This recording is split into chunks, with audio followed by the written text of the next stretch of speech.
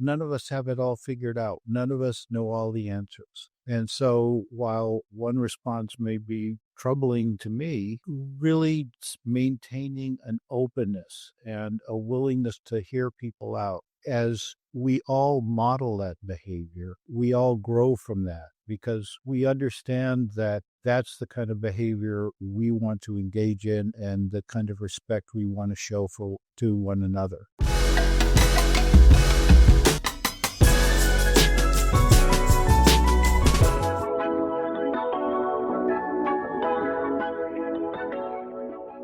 Welcome to Radical Cooperation. I'm your host, Dr. Michael Horowitz, Chancellor of the Community Solution Education System. Throughout my 40 years in higher education, I've seen how fostering cooperation can break down barriers, create innovation, and change lives. Today, we're diving into the psychology behind radical cooperation, how this mindset not only strengthens our institutions, but benefits higher ed as a whole. And joining me are two incredible leaders who have lived the principles of radical cooperation in action. First, our longtime board chair, Dr. Edward Bergmark. He's the founder of Optum at UnitedHealth Group. Edward, you've had an extraordinary career shaping how organizations approach collaboration and innovation, and I'm thrilled to have you on the show. It's great to be here. Thank you, Dr. Horowitz. And also joining us is Victoria Dolan, who serves on the Board of Trustees for the Community Solution, chairs our Finance, Investment, and Audit Committee, serves on the Executive Committee. You're an accomplished global business leader. You've held executive leadership roles at some of the world's most recognizable brands, CFO of Revlon, Chief Transformation Officer at the Colgate-Palmolive Company. You're serving on various company boards today. So your career is taking you across industries, continents, and leadership roles at the highest levels. Welcome to Radical Cooperation. Thank you. I'm really looking forward to our discussion. Well, great. I know you both very well. I'd like to start with a little bit about your perspectives. Edward, over the years we've been talking together, you have focused on breaking down silos, helping me with that within our system, within higher ed.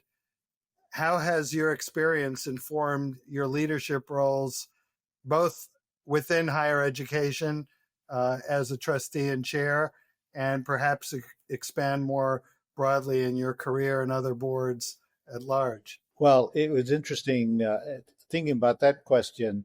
I earned my PhD in one of the top-rated psychology departments in the country. And what I found there was a culture fueled by ego, extreme competition, and petty animosities. And as an example, one of the students in our class in the first term chose to check out every single book we all needed for that term to make certain that we did not have access to those books. And all of that is to say that over the years, while earning a PhD, it became clear to me that I did not want to spend my life in academia. So it was decades after that experience and moving on to other things that you, Dr. Horowitz, approached me with the idea of being on the board of trustees at the time of what was the Chicago School of Professional Psychology. And even though I was completely overloaded, I was so impressed with your ideas and your concepts and what you wanted to build. In addition to my thinking, the kind of education I got is not the way to educate people. And what you described was a way of doing things that just made incredible sense to me. We've now been working together for 23 years, and I've just appreciated your incredible leadership, your integrity, your ability to build not only the original institution, but additional institutions.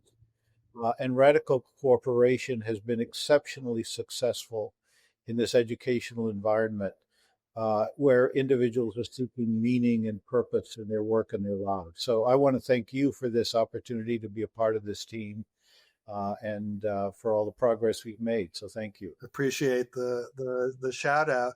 So Victoria, you've led strategic initiatives in global organizations. I'd say this past year, you've been a great thought partner in thinking about cooperation.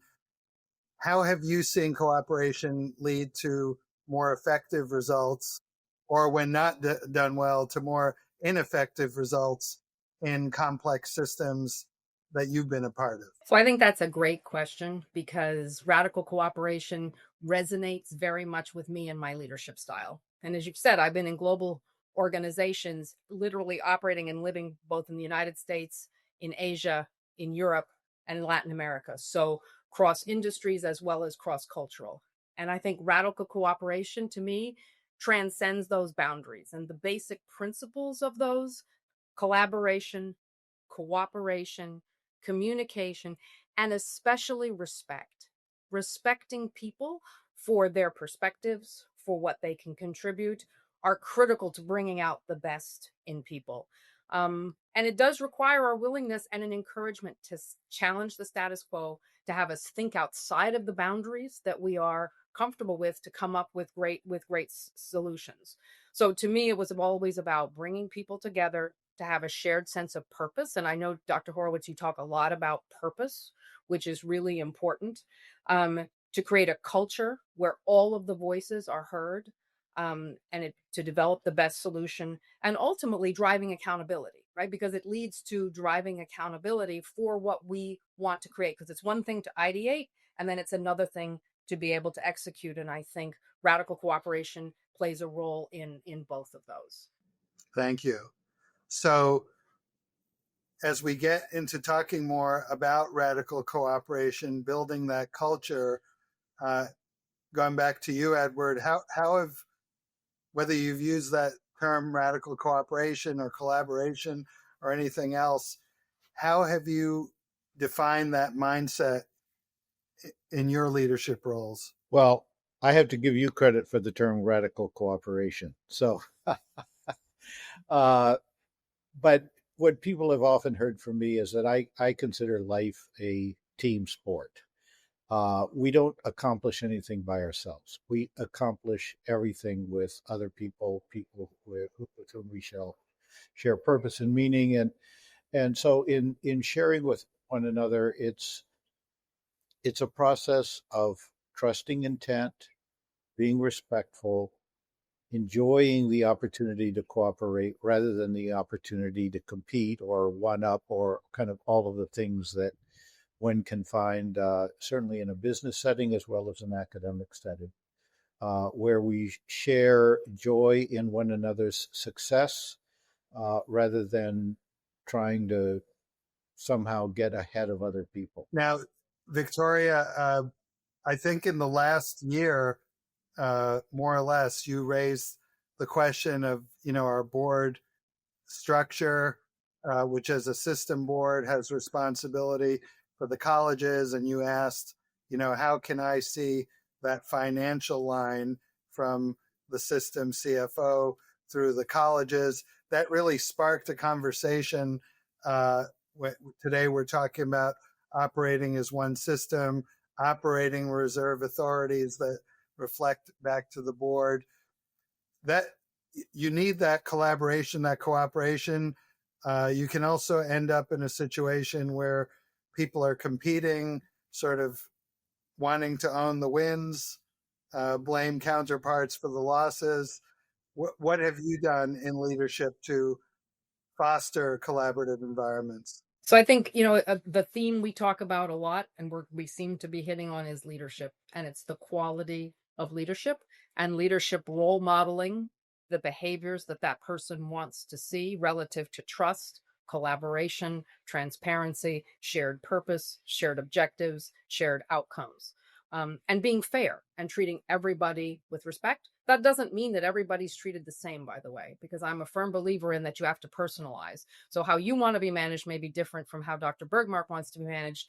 And it's about individualization to bring out the best in all people. But as you say, the system is a more complex organism, right? It's a matrixed organization.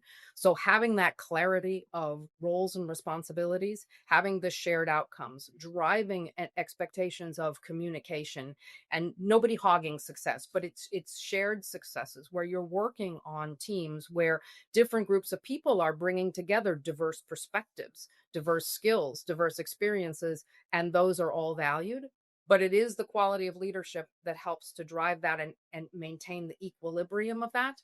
Because the power of that kind of system also is that you can, as long as you listen to each other, can be more flexible and more agilist. And that's really important in today's environment, which is very volatile. And so getting very granular, you've been a CFO and you're working with our system CFO, and she has financial leads with different titles at each of the colleges. What is your advice, whether it's for her or anyone in a similar construct, or how you did it to make that collaboration live versus a negative tension? So I think that's a good point. And it does require a certain degree, again, of maturity. And we're going to talk later about the value of humility, but a certain degree of humility. So my advice to her and the way I ran, if we use finance as an organization, is there is dual reporting, right? That there is a reporting of the finance person on the ground in the university to the university president to be that person's business partner. But there's also a fiduciary responsibility that that finance person has to the CFO of the system as a whole. And so I think just managing that tension comes also, again, from the top in terms of what those expectations are of the various roles and modeling the behavior. Again, it's a little more complicated than singular lines of authority, but the world is more complicated these days. There's almost nothing that we can do alone. We are an interdependent system, and we have to acknowledge that. People get really hung up in terms of direct line and matrix line, but I think that comes back to the maturity of an organization also, right? In terms of being able to manage two bosses and actually collaborate and negotiate between potentially two bosses that might have differing opinions, but that's the job. We're currently doing a project called Advancing Our Work Together, where we're taking this idea college by college. We finished today at the Chicago School with a pretty large leadership group, and it was remarkable to see some fairly brand new people and some people with 10, 15, 20 years that have grown along those maturity and collaboration lines. Left me very excited for this podcast and for the future. Now, we've been using that term radical cooperation. I think you've both seen maybe more than once this TED Talk that Yves Moreau did. It's still my favorite, where he shows a year in the Olympics where the French women's relay race team beats the U.S. team, which on paper is just the fastest team in the world by a lot. They do it through the energy they convey as a team. And it's interesting because you might think of we've talked about golf or racing as an individual sport, but even there at the highest level, there's a whole team. What have you seen, Edward, in your time as board chair that speaks to that kind of teamwork and that radical cooperation? Well, I think it's useful first to think about the extent to which egos and competitiveness can destroy radical cooperation. So there are always ingredients that we have to address. We have to make certain that as leaders we reward respect, we reward trust, we reward trusting intent, we reward making certain that everyone is keeping in mind our organizational goals. So it is a remarkable challenge to bring everybody moving in the same direction and to really have them understand that it's these collective goals that are driving us. So ultimately, at the risk of being repetitive, it does come down to the leader every day, every single day, every hour of every day, reminding people here's what we're about, here's what's important. And when people's ego or competitiveness get out of line, taking them aside and having a little conversation with them and helping them understand, all right, I understand how you're feeling. I understand the issues. Let's look at a different way of addressing this. And it's all about having a leader who manages that constantly. I'm here. Culture, and leadership. And I've talked about elements that I think are important in radical cooperation. So we've touched a lot, I think, on what I would call productive humility. I've also talked about niche superpowers. To some extent, our colleges have specific niches, and then different people in different roles have niche superpowers. I'm also been intrigued by this, I call it two-way learning. I intuited early on, you have to learn from outside higher ed, from outside your discipline. Nobody has all the answers. I'm curious if Victoria, we've talked about leadership, humility, any other elements that you think are critically important. And also I'm interested in how you motivate people to get ideas from outside, because they're surely there. So that's interesting. And as you described, even two-way learning, I think it's correlated with humility. Because if you admit that you don't have all the answers, I think you're more willing to go out and explore and to try and understand both what an institution knows, but what is outside of the institution as well, to bring it back. But I do go back to humility, or allowing yourself to be vulnerable, because I do think a humble leader allows people to feel safer to be able to ideate.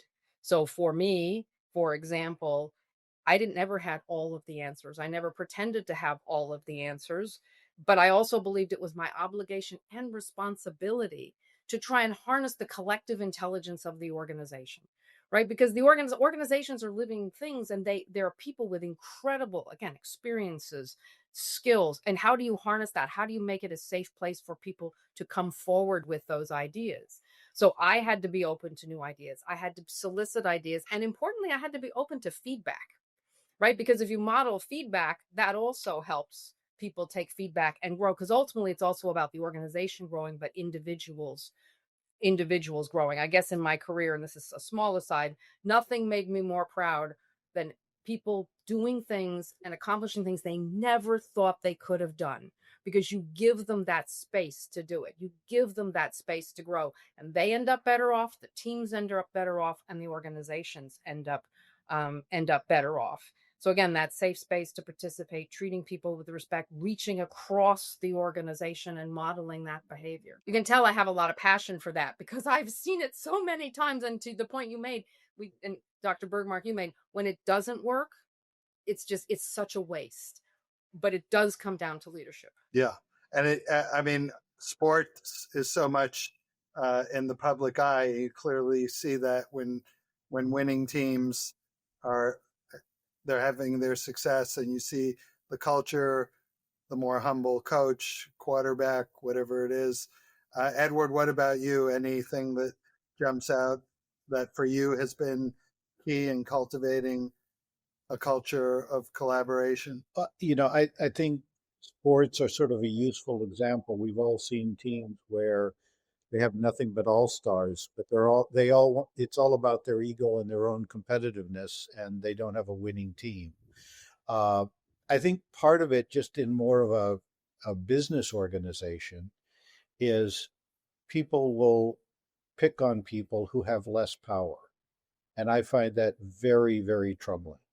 And so, in particular, the people who are in what were decades ago known as secretarial positions, if I saw someone just browbeating a secretary, I would take them aside and let them know this is completely unacceptable behavior.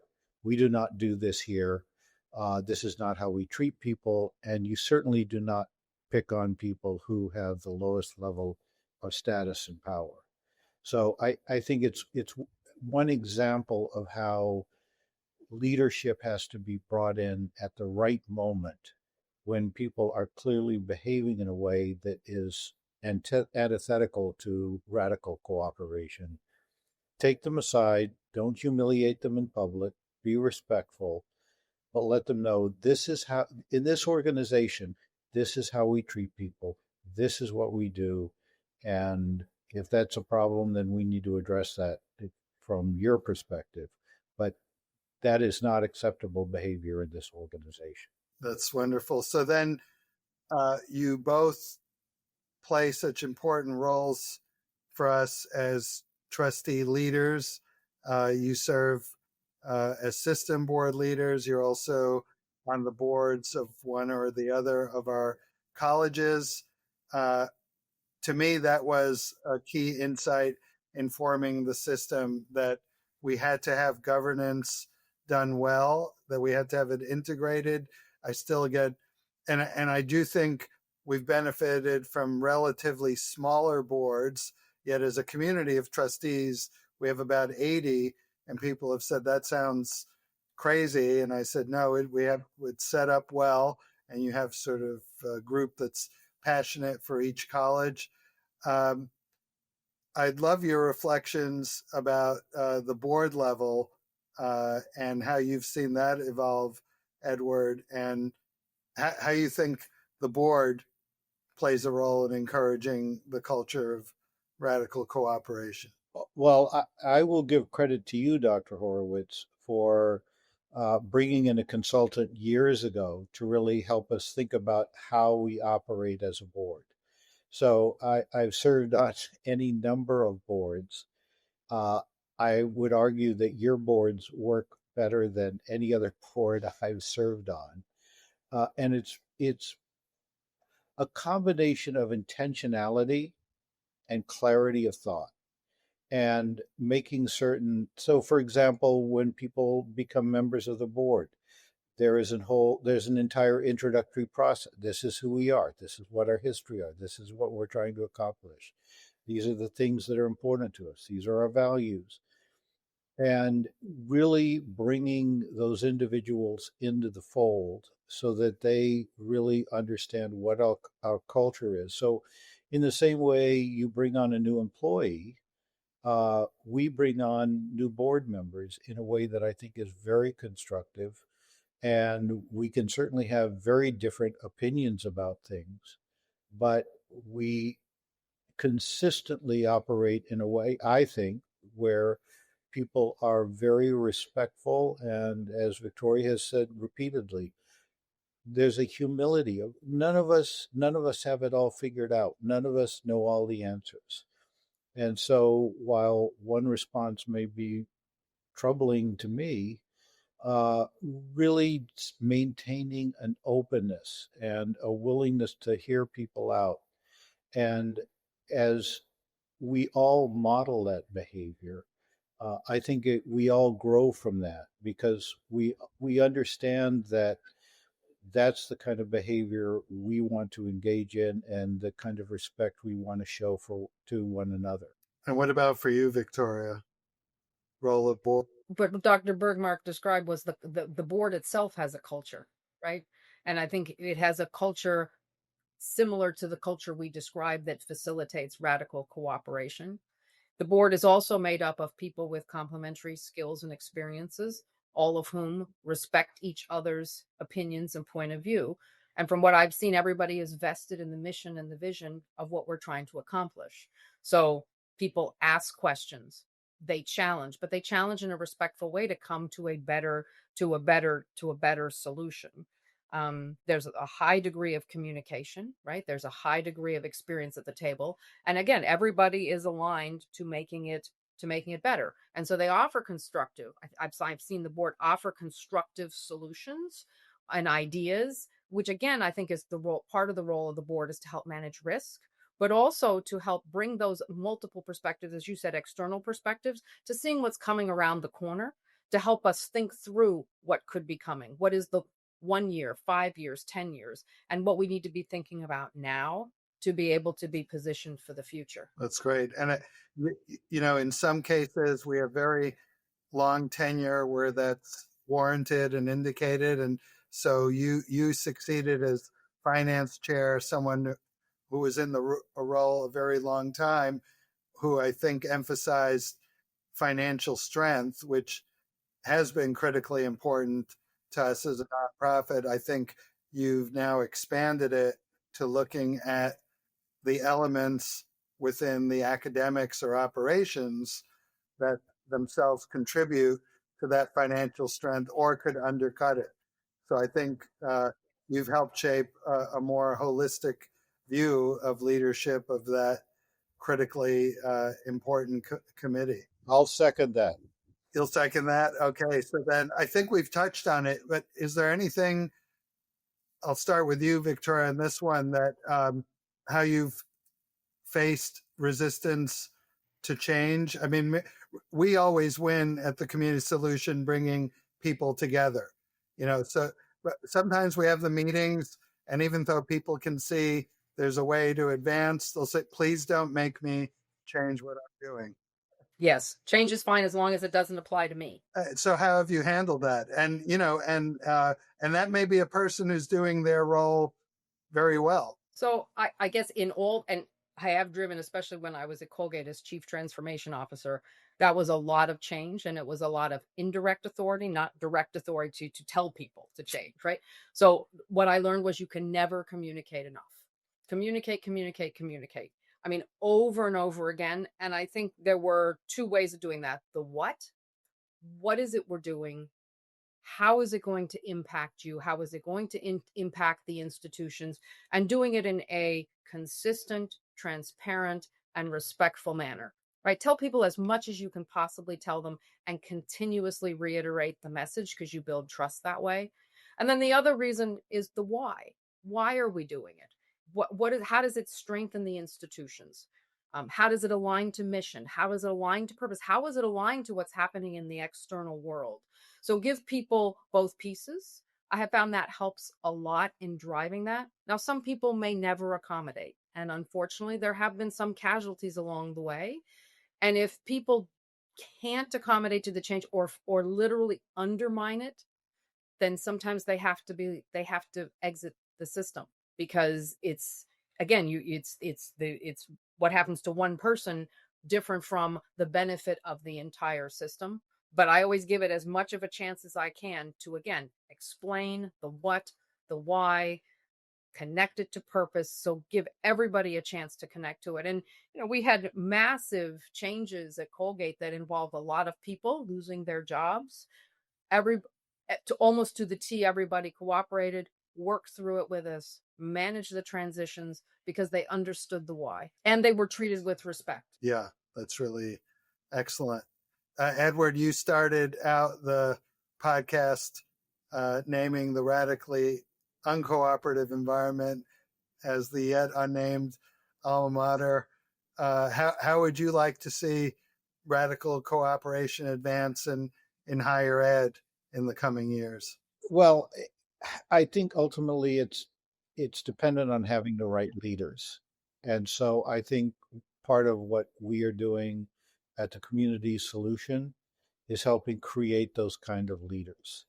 But without the leaders who value radical cooperation, who understand it, who understand the challenges, who understand that it means trusting people's intent, even if you may not trust their capability. So they may say, I'm going to get this done. And you may be thinking to yourself, they think they're going to get it done. I don't think they're going to get it done. And finding ways of working through that. And I've been in enough dysfunctional organizations over the years to kind of know all of the various bullying and harassment and other kinds of approaches, including what I saw in graduate school, that are completely destructive. But having someone who is a leader who can consistently rise above the pettiness and the antagonism and the irritation, that is a skill that is, I think we can train people to have, but it is a very challenging skill to help individuals develop. So by creating those individuals, I think ultimately that's how we create organizations throughout higher education who can benefit from radical cooperation. Well, you've both defined consistency with communication, leadership, culture creation. Final thought, Victoria, on how leaders can keep, we're focusing right now on internal leadership development. How can we help our leaders develop that mindset more and more, that skill? I guess I come back to role modeling and setting expectations, but then I think it is also about consistent feedback, behavior in the moment, rewarding the behavior that is what you want to see relative to radical cooperation, and course correcting that is not in evidencing that in the moment. I think that's really important. But ultimately, it also comes down to people having the self-awareness of how they're impacting the organization and seeking feedback and be willing to grow and be willing to own their own actions. I think to me that is absolutely, that's critical. And so the people who have been able to be agile and flexible, because we're talking about the world changing quickly, do have the self-awareness to understand the impact they're having, and being able to flex their styles as needed. Well, I want to thank you both for sharing your expertise on radical cooperation as trustees in our system and also as leaders in society at large. I think it shifts mindsets and builds stronger systems. You really focused on valuing diverse viewpoints, creating opportunities for people to contribute, which in turn creates innovation. And it's another great reminder, our conversation together, that we are better together than apart. So to learn more about radical cooperation, visit the Community Solution website, tcsedsystem.edu. Connect with Edward Bergmark and Victoria Dolan on LinkedIn and subscribe to Radical Cooperation for more insights into collaboration and innovation. Thank you for joining us on Radical Cooperation. Together we can create a future where working together unlocks the potential for all. See you next time. Thank you so much. Appreciate it. Thank you.